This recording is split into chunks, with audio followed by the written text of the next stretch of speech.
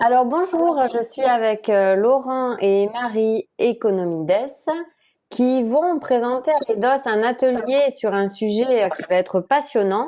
C'est le réseau de neurones et intelligence artificielle, application à la reconnaissance d'objets dans une image. Alors bonjour, donc moi je suis Laurent Economides, je suis professeur de SVT. Et moi, je suis Marie, donc aussi sa sœur, mais je suis en première année de doctorat en informatique à l'Université de Bordeaux et je travaille sur les réseaux de neurones artificiels appliqués à l'imagerie médicale. Donc on a décidé de proposer cet atelier quand on a vu le thème d'Edo 64 cette année, parce que c'est un thème qui pose plein de questions. Déjà quand on parle d'intelligence artificielle, de réseaux de neurones, etc., ben en fait c'est des choses qui sont assez obscures. Qu'est-ce que c'est qu'un réseau de neurones? Avec quoi ça apprend un réseau de neurones? Comment est-ce que ça apprend? Parce qu'au final, nos neurones à nous, on voit à peu près comment ils apprennent, mais les neurones qui sont cachés dans un ordinateur, c'est pas forcément hyper évident.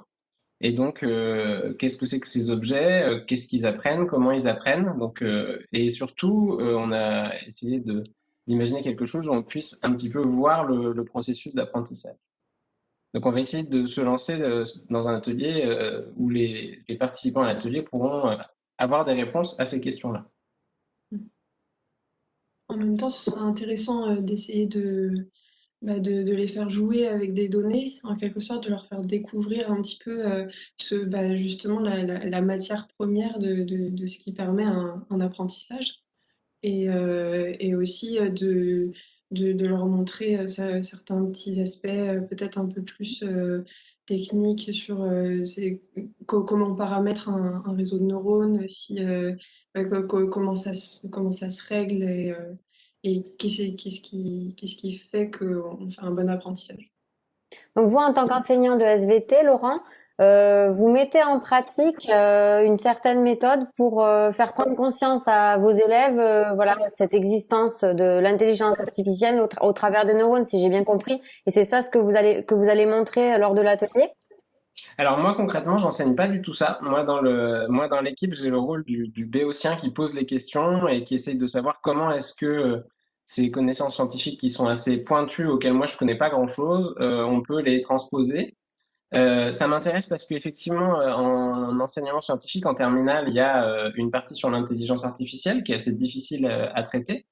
Donc l'idée, c'était de proposer des ressources, mais clairement, scientifiquement, c'est Marie la référence de l'équipe. Moi, je connais vraiment pas grand-chose. Je pose des questions, j'apprends.